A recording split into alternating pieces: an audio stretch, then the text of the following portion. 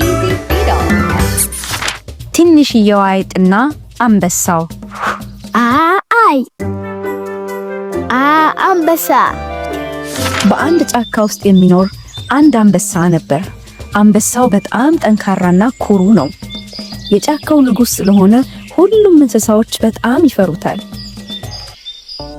ከዕለታት አንድ ቀን አንድ አይጥ በጫካው ውስጥ እየሮጠች ቢራቢሮ እያባረረች ነበር።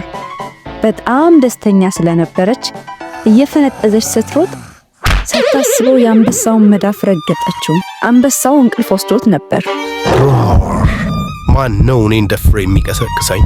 ሲል አይጧ ደንግጣ ድርቅ ብላ ቆመች። ትንንሽ እግሮቿ በፍርሃት ተንቀጠቀጡ።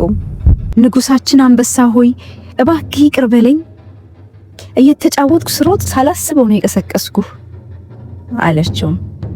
አንበሳውም አይጧን ይዞ ሊበላት ሲል እባክህ አትብላኝ አለችው። አንበሳውም ለምን አላት። እንድሄድ ቀለቀከኝ። አንድ ቀን የኔ እርዳታ የሚያስፈልግህ ጊዜ ሊኖር ስለሚችል ያኔ እኔም አግዝሃለሁ አለችው። አንበሳው በጣም ሳቀና አንቺ ነሽ እኔን የምትረጂኝ? አንቺን የምታከል ትንሽዬ እንስሳ እኔን ለሚያክል ግዙፍ ጠንካራ የጫካ ንጉሥ ምን ሊያደርግ ይችላል? አላትና እየሳቀ በይ ለዛሬ ምሳዬን ጥግብ ብዬ ስለበላሁ ትቼሻለሁ። በይ ሂጂ፣ ሮጪና አምልጪ አላት። አይጧም አመሰግናለሁ፣ በጣም አመሰግናለሁ አለችውና በደስታ እየሮጠች ሄደች። ከብዙ ቀናት በኋላ አንበሳው በጫካ ውስጥ እየተንጎራደደ እያለ በድንገት አዳኞች በመረብ ጠልፈው ያዙት። አንበሳው መረቡ ውስጥ ሆኖ ልቀቁን ልቀቁን እያለ ቢጮህ የሚሰማው ማንም አልነበረም። አይጧ ምግብ እየፈለገች አንበሳው የተያዘበት አካባቢ ነበረች። አንበሳው ሲጮህ ሰምታ እየሮጠች ሄደች ምን እንደተፈጠረ ለማየት። አይጧ አንበሳው ታስሮ ስታይ አታስብ ጓደኛዬ፣ እኔ እረዳሃለሁ አለችው። ከዚያም በጥርሷ እየጋጠች ገመዱን በስለታማ ጥርሶቿ ለመቁረጥ ሞከረች።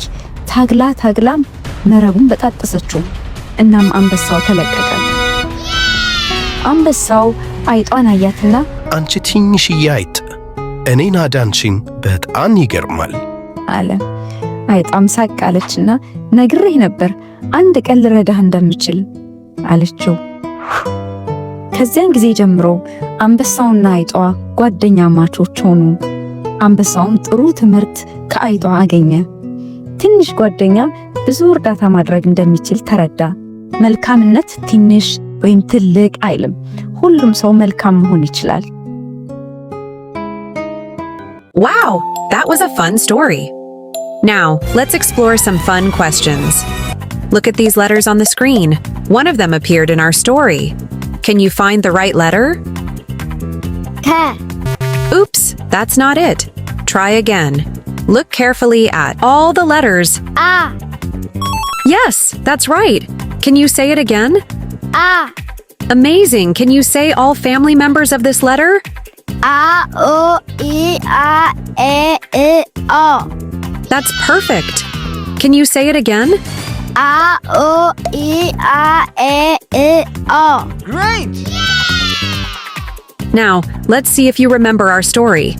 What was the story about? Ahia. Not quite. Think back to the story. Aida and the Ambassa. Yes, that's right.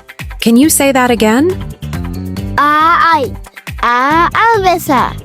Perfect! Let's learn more words that start with this letter. You think of any more words that start with this letter? Ahia. Amora. Great thinking. Now, let's practice writing the letter. Can you draw it in the air with your finger? Awesome. Write today's letter in the comment if you learned something new today. If you enjoyed the video, don't forget to like and subscribe to the channel. I'll see you in the next video.